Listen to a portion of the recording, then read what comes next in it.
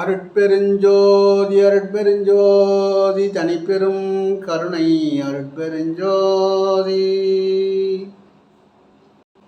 பிரம்மன் இனி என்னை பிறப்பிக்க வல்லவனோம், பேசிறையில் இன்னும் ஒருகால் பின்பட்டு நிற்குமோம், முன்பட்ட குட்டில் பெருந்துயர் மறந்திடுமோம், இரவு நிறம் உடைய யமன் இனி என்னை கனவிலும் இறக்க எண்ணுவானோம். இப்படி வள்ளல் பெருமான் என்ன சொல்றாரு, பிரம்மன் இனி என்னை பிறப்பிக்க மாட்டான். ஏன்னா பிறவி வேண்டான்றதான் அவர் மறுக்கிறார், சொல்றார். பிரம்மன் இனி என்னை பிறப்பிக்க வல்லவனோ, அவன் பிறக்க முடியாது, பிறக்க வைக்க முடியாது அப்படின்னு சொல்றார். பேசிறையில் இன்னும் ஒரு கால் பின்னிட்டு நிற்குமோ. பேசிறைன்னா தாய் வயிற்றில் இருக்கிறது சிறை தான். 10 மாத காலம் சிறையில் இருக்கிறோம், இருட்டற வெளிச்சம் இல்லாத இடத்துல இருக்கிறோம், துர்நாற்றம் வீசக்கூடிய இடத்துல இருக்கிறோம்.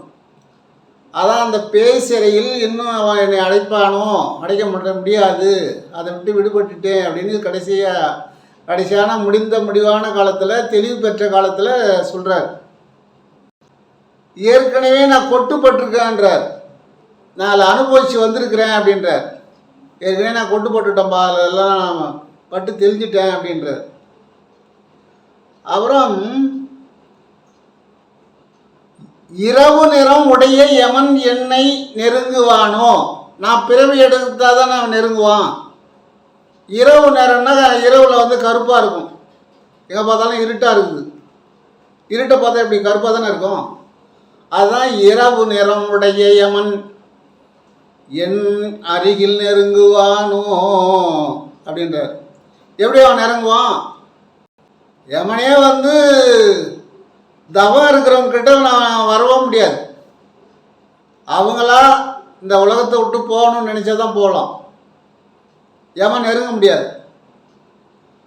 அவர் சொல்கிறார், நமக்காக சொல்கிறார், கடைசியான முடிவான கட்டத்தில் சொல்கிறார். புக்கம் பேய் மக்கள் பெரும்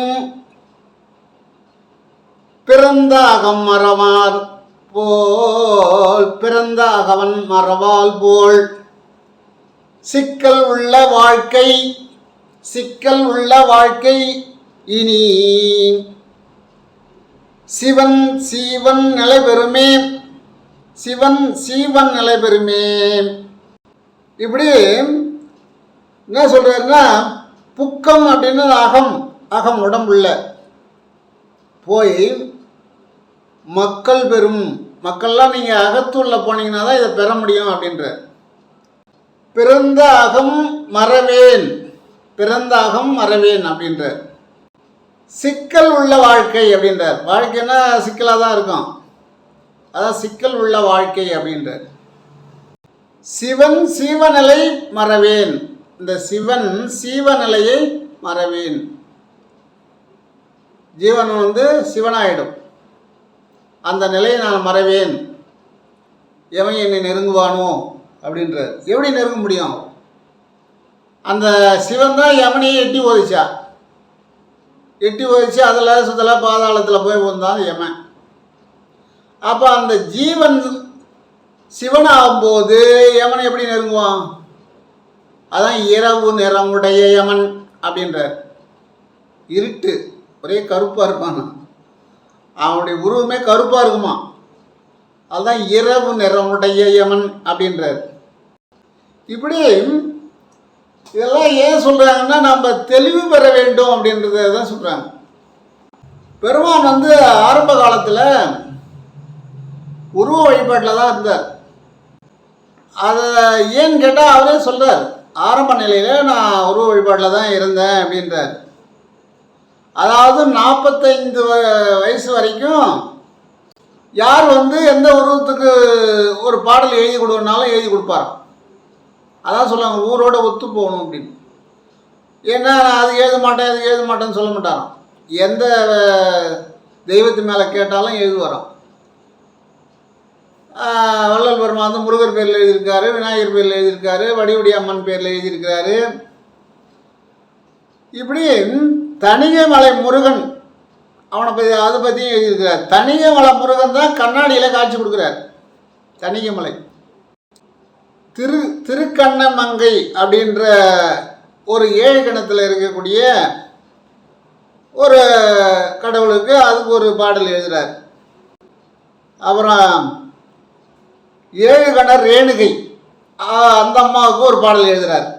திருவெற்றியூர் தியாகராஜ சுவாமிகள், தில்லை நடராஜர், சிதம்பரம், இப்படி யாரெல்லாம் கேட்டாங்களோ அவங்களுக்கு வேண்டிய பாடல்களை எழுதி கொடுக்குறார். அப்படி அனைவரையும் போற்றி பாடி 45வது வயசில் தான் அவர் வந்து 60க்கு வந்தாருன்னு ஒரு குறிப்பு இருக்குது. இன்னொரு குறிப்பு என்ன இருக்குதுன்னா, தணிகைமலை முருகன் காட்சி கொடுத்த பிறகு அவர் 60 நிலைக்கு வந்துட்டாருன்னு இன்னொரு குறிப்பு இருக்குது. 60க்கு வந்த பிறகு தான் அவர் பாடல் எழுதுறாரு அப்படின்னு சொல்கிறாங்க. ஞானம் பிறந்தது அப்படின்னு அப்படி ஒரு குறிப்பு இருக்குது. ஞான சம்பந்தருக்கு 3 வயசுலேயே அவருக்கு ஞானம் பிறந்து போச்சு. வள்ளல் பெருமானுக்கு 9 வயசுல ஞானம் பிறந்து போச்சு அப்படின்னு அருப்பாளர். ஆனால் அவர் 45 வயசு வரைக்கும் யார் வந்து உருவ வழிபாட்டில் வந்து ஒரு பாடல் கேட்டாலும் அதை எழுதி கொடுத்துருக்கார். அதனால் அப்படி சொல்கிறாங்க. 45 வயசு வரைக்கும் அவர் உருவ வழிபாட்டில் இருந்தார் அப்படின்னு சொல்கிறாங்க. வேத காலத்தில் உருவ வழிபாடு கிடையாது. 4 வேதம் இருக்கு. அந்த வேத காலத்தில் உருவமே கிடையாதான். அப்போ தான் வேத காலத்தில் கட்டின கோயில் தான் சிதம்பரம். வேத காலத்தில் அதுதான் இன்றைக்கி வந்து உருவம் இல்லாத வழிபடக்கூடிய இடம் சிதம்பரத்தில். சிதம்பர ரகசியம் அப்படின்னு இருக்கும். அங்கே உருவமே கிடையாது. தீபாவளி காட்டுவாங்க, இருட்டாக ஒரு இடம் இருக்கும், அதை போய் பார்த்துக்க வேண்டியதான், அவ்வளோதான். ஏன்னா கடவுள் அருவ நிலையில் இருக்கிறார். ஏன்னா மாணிக்கவாசரும் அங்கே வந்து வழிபட்டுருக்கார். மாணிக்கவாசர் திருப்பெருந்துறையில் ஒரு சிவன் கோயிலை கட்டினார். அதில் வந்து பாருங்கள், லிங்கம் கிடையாது, கொடிமரம் கிடையாது, எந்த உருவமே கிடையாது. ஆனால் ஆவடியார் மட்டும் இருக்கும், லிங்கம் இருக்காது, பலிபீடம் இருக்காது, எதுவுமே இருக்காது. அப்போ வேத காலத்திலே வந்து மாணிக்கவாசர் அவதாரம் செய்திருக்கார். அவர் சிதம்பரத்துக்கு வரும்போது சிதம்பரத்தில் கொஞ்ச நாள் தங்கியிருந்து அந்த சிதம்பர ரகசியம் சொல்லக்கூடிய ஆனால் உருவம் இல்லாத இடம் அதை தரிசனம் செய்திருக்கு. இப்போ வேத காலத்தில் கட்டின கோயில் தான் சிதம்பரம்னு சொல்கிறாங்க. அதன் பிறகு நடராஜருடைய உருவத்தை வச்சுருக்காங்க பக்கத்தில். அதுதான் வள்ளலார் சொல்லுவார், உருவமும் அருவமும் உபயமும் ஆகிய அப்படின்னு. 60லேருந்து தான் உருவத்துக்கு வரணும். உருவத்துலேருந்து தான் அருவத்துக்கு வரணும். உருவத்தில் மதம் இருந்து தான் அருவத்துக்கு வரணும் அப்படின்னு சொல்கிறார். அப்புறம் அது மறைஞ்சிடும் அப்படின்ட்டு. மாணிக்கவாசரை குருவாக ஏற்றுக்கொண்டவர் வள்ளல் பெருமான். திருவாசகத்தை ரொம்ப ஊன்றி படிக்கக்கூடியவர். அது தலையிலேயே சுமந்திருப்பாராம் கொஞ்ச நேரம். மாணிக்கவாசரை மானிஷ்டகமாக குருவாக ஏற்றுக்கொண்டார். பூசலார் மாதிரி. காஞ்சிபுரம் பூசலார் எப்படி மானிஷ்டகமாக வந்து சிவனுடைய ஆலயத்தை அமைச்சாரோ, அதே போல் மானிஷ்டகமாக வந்து குருவாக ஏற்றுக்கொண்டது வள்ளல் பெருமான் மாணிக்கவாசரை.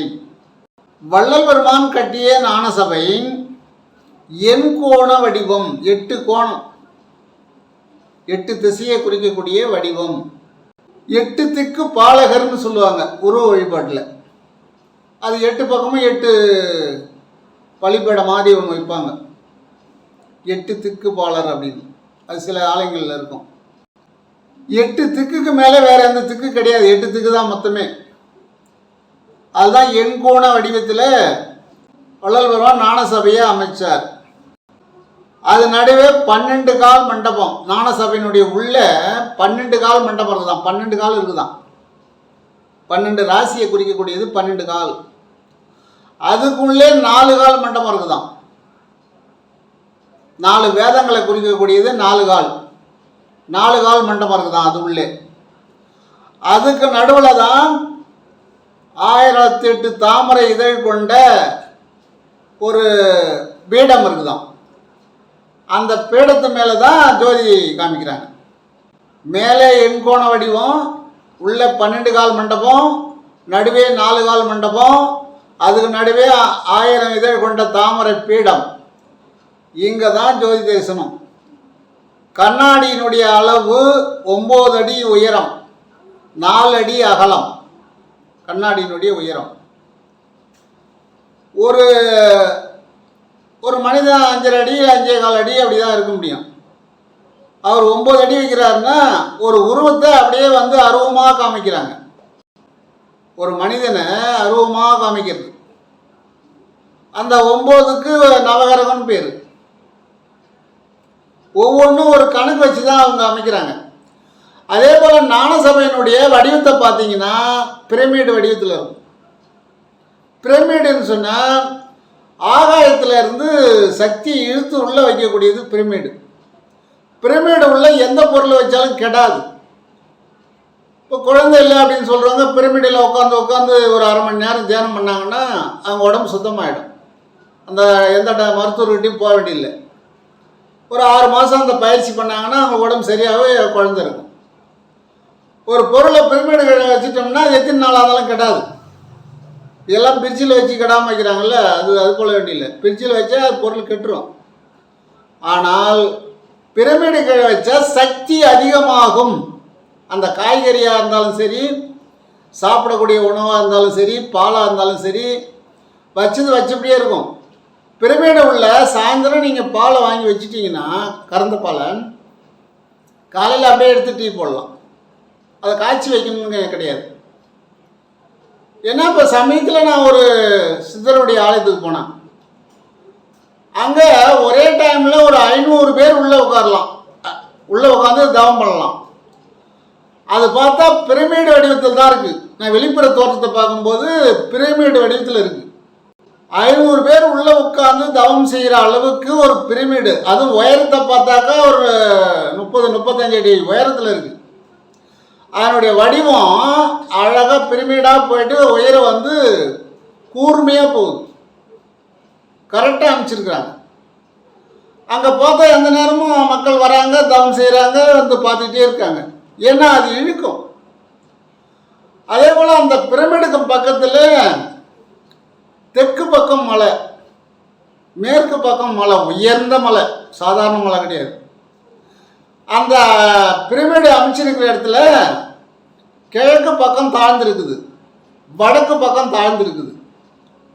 அவங்களுக்கு ஒரு சரியான இடம் அமைஞ்சிருக்கு. கிட்டத்தட்ட ஒரு 50 ஏக்கர் இருக்கலாம்னு நினைக்கிறேன். இயற்கையான இடம், சுத்தமான காற்று. ஒரே நேரத்தில் 500 பேர் வந்தாலும் தவம் செய்யலாம். அப்படியே உட்காந்தா நிசத்தமாக இருக்கும், எந்த வித சத்தமும் கேட்காது. இதே போல் கோயம்புத்தூரில் ஒரு இடத்துல பார்த்தேன். அதில் வந்து 9 பேர் 10 பேர் தான் உட்கார முடியும். இது அப்படி கிடையாது. இப்போ பார்த்த இடம் வந்து 500 பேர் உட்காரலாம். ஆனால் உட்காரத்துக்கு அருமையான ஒரு ஆசனம். இந்த கீழே போடக்கூடிய துணி, நீ எவ்வளோ நேரம் உட்கார்ந்துருந்தாலும் உனக்கு கால் வலியே தெரியாது. அதுபோல் ஒரு ஆசனம் அமைச்சிருக்காங்க. அப்போ இது என்ன காரணம்னு கேட்டால் அந்த பிரமிடு செய்யக்கூடிய வேலை தான் இது. அங்கே போய் வரவங்களுக்கு வெளியே வந்தால் சொல்கிறாங்க, மனசு ஒரு நல்லா இருக்குது, தெளிவாக இருக்கிறோம் அப்படின்னு சொல்கிறாங்க. அங்கே ஒரு 5 நாள் பயிற்சி எடுத்தால் இன்னும் நல்லா தெளிவாக இருக்கும். அங்கேயே ஒரு 5 நாள் நம்ம தங்கி பயிற்சி எடுத்தோம்னு சொன்னால், ஏன்னா இயற்கை பார்த்தீங்கன்னா தெற்கு உயர்ந்த மலை, நல்ல காடு, அப்படியே மழை வந்து உடனே மழை வருது, மழை விளைவுது, அப்படி மழை வந்துக்கிட்டே இருக்குது. மேற்கு உயர்ந்த மலை, மேகம் அப்படியே தழுவுது. கிழக்கு தாழ்ந்துருக்குது, வடக்கு தாழ்ந்துருக்குது. மலையாக இருந்தாலும் கிழக்கு மலை தாழ்ந்துருக்குது. அதுபோல் கிழக்கால நீர் வீழ்ச்சி, ஆறு ஓடுது. சரியான இடத்த தேர்வு பண்ணிக்கிறார் அந்த சித்தர். அப்படி ஒரு இடத்த தேர்வு பண்ணணும். அதான் இடம்பட வீடு இடையில்னாங்க. ஒரு வீடு கட்டினா கூட அந்த இடத்த நம்ம சரி செய்து அதில் வீடு கட்டினா நம்ம நல்லா இருக்கலாம். அப்படி கட்டிட்டோம், என்ன பண்ணுறதுன்னா அந்த பிரமிடு தான். ஏன்னா வள்ளல் பெருமானுக்கு பிறகு தான் இவங்க அமைச்சிருக்காங்க. வள்ளல் பெருமான் 1873 ஆவணி மாதம் ஆரம்பித்து தை மாதத்தில் ஜோதி தரிசனம் காமிச்சார். அவர் ஏற்கனவே எண்கோண வடிவத்தில் எல்லாமே கரெக்டாக கிரகங்கள் பஞ்சபூதங்கள் சாஸ்திரம் எல்லாமே வச்சு தான் உள்ள கட்டிருக்காரு. அதுவும் ஜோதி தரிசனம் பாருங்கள், குருவாரம் வியாழக்கிழமை குருவாரம் சொல்லுவாங்க. அன்றைக்கி தான் அவர் முதல்ல ஆரம்பிச்சிருக்கார் ஜோதி தரிசனம்.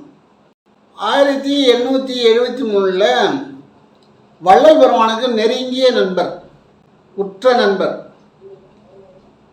அவருடைய இதயத்தில் இருக்கக்கூடியவங்க ஒரு 6-7 பேர். சென்னை ரத்தின முதலியார், பாண்டிச்சேரி தியாக முதலியார், அதே போல் கூடலூரில் ஒரு செட்டியார், இப்படி நிறைய ஒரு 10 பேர் இருக்காங்க. உண்மையான நண்பர்கள், நேர்மையான. அவர் சொல்கிறது அப்படியே கடவுள் சொல்கிற மாதிரி அதை ஏற்றுக்கொள்ளக்கூடியவர்கள். இப்படி காரணப்பட்டு கந்தசாமி அடிக்கடி சபைக்கு வருவார், அங்கேருந்து பாடம் கேட்டுட்டு போவார். அப்போல்லாம் நடந்து போகிற காலம்தான். காரணப்பட்டுக்கும் வடலூருக்கும் எப்படி பார்த்தாலும் கிட்டத்தட்ட ஒரு 40 மைலுக்கு மேலே இருக்கும். அதிகமாக இருக்கும், 50 கிலோமீட்டர் கூட இருக்கலாம். அவர் அடிக்கடி வந்து போயிட்டு இருந்தார், நண்பராக இருந்தார்.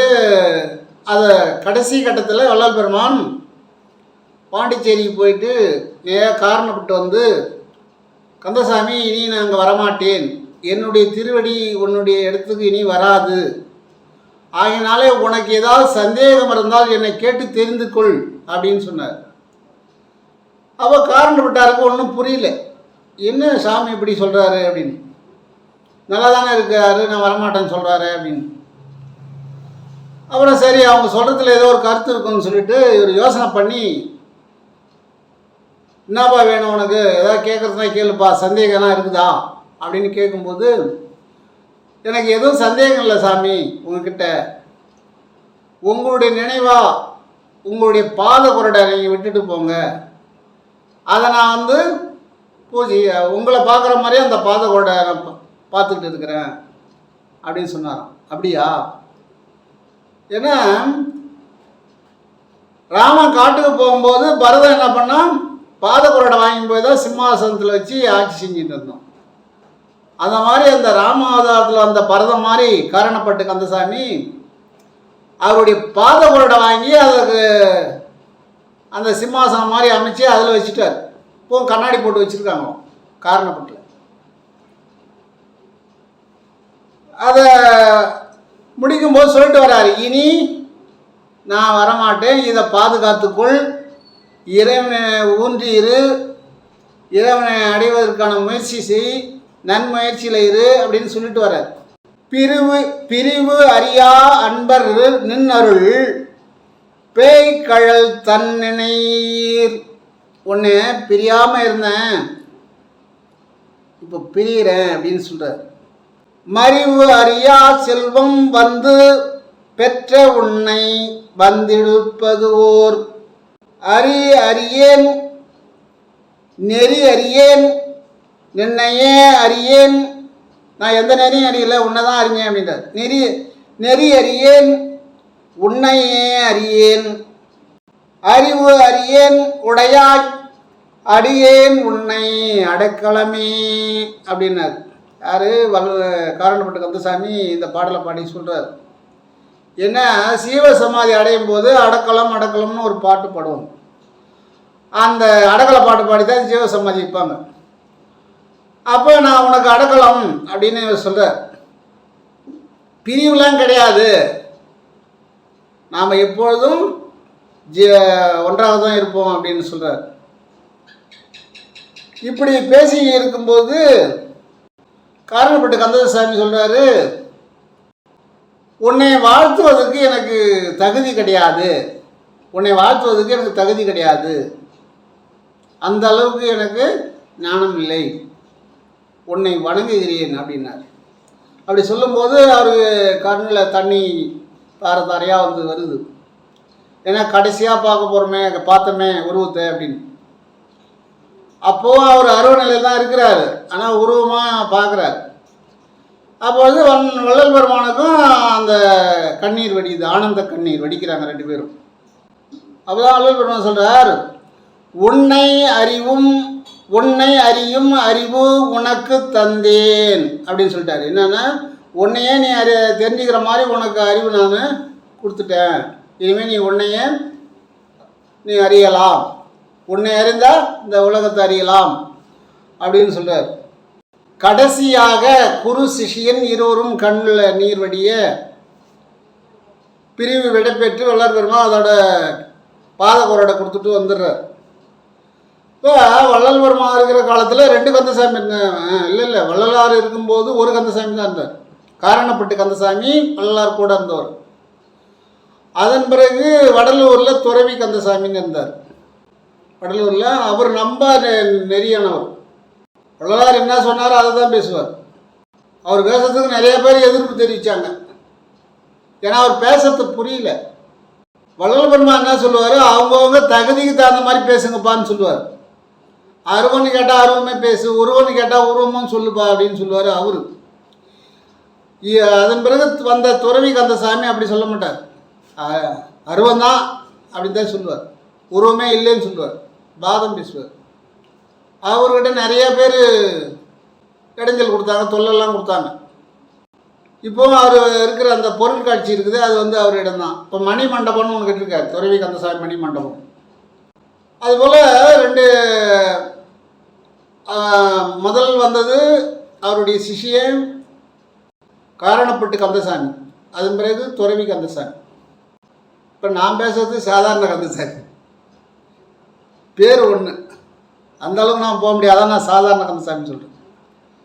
அதனால நாம் வந்து இறைநிலையை அடையணும்னு சொன்னால் ஒரு வரி காட்டி விடுவாங்க, அதை கொண்டு நாம் அவங்க கோடு போட்டால் ரோடு போடணும்.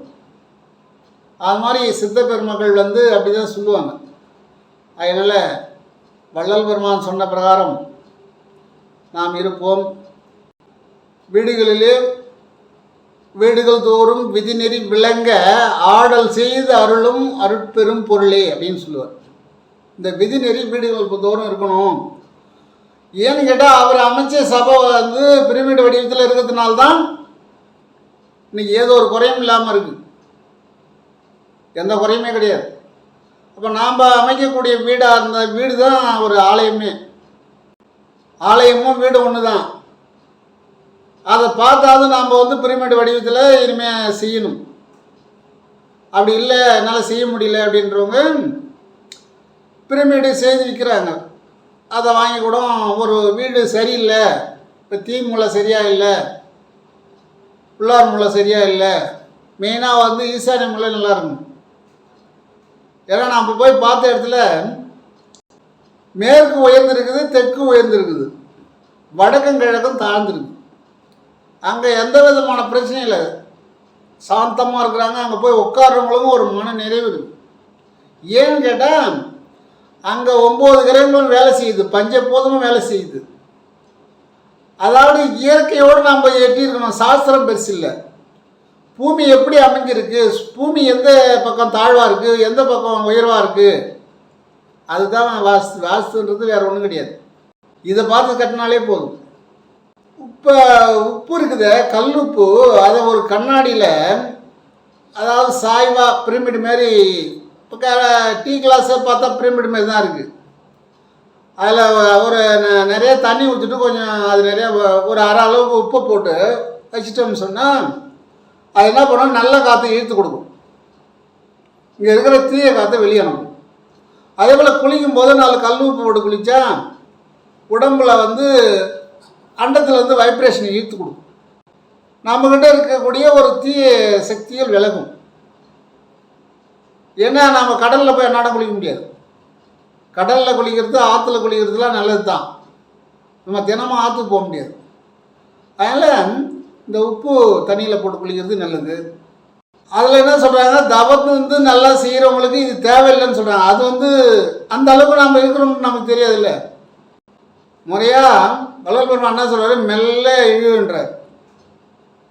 மெல்ல சூரியகளை சந்திரகலையில் இழுத்து இழுத்து விட்டு அப்புறம் மாற்றி மாற்றி விட்டு திரும்ப அக்னி கலையில் போன்றார். அக்னி கலைன்னா 2 மூக்காலையும் சமமாக இழுக்குது. அதை இழுத்து உள்நாக்கு மேலே இழுத்துங்க அதான் உச்சிக்கு கீழடிய ஊசி மன வாசலுக்குள் மெச்சிக்கு மேலேறி உன் புதுமை கண்டோர்க்கு. அப்போ உச்சிக்கு கீழே ஊசி மன வாசல்னு சித்தர் சொல்கிறார். அதை தான் இவங்க சொல்கிறார். முதல் 6 ஆதாரங்களுக்கு நாடி சுத்தி பண்ணணும். 6 ஆதாரங்களுக்கு போய் வரணும். அடுத்தபடியாக சூரியகலையும் சந்திரகலையும் ஒன்றா சேர்ந்த அக்னி. அந்த அக்னிகளையை உள்நாக்கும் மேலே ஏற்றணும். ஏறுற மாதிரி பாவனை பண்ணணும். அதுக்காக இழுக்க வேண்டியதில்லை, சிரமப்பட வேண்டியதில்லை, அதெல்லாம் தேவையில்லை. சில பேர் வேகமாக இழுப்பாங்க, அப்படி மூச்சு தம்பணும், அதெல்லாம் செய்யக்கூடாது. 2 மூக்களையும் காற்று போகுதா, உச்சி உள்நாக்கம் பின்னாடி இருக்கக்கூடிய அந்த மாடத்தின் வழியாக உயர ஏறுற மாதிரி நீங்கள் பாவனை தான் பண்ணணும். பாவனை பண்ணாலே நடக்கும். அதனால் எனக்கு தெரிந்த கருத்தை தங்களுக்கு தெரிவிக்கின்றேன். அருட்பெருஞ்சோதி அருட்பெருஞ்சோதி தனிப்பெரும் கருணை அருட்பெருஞ்சோதி.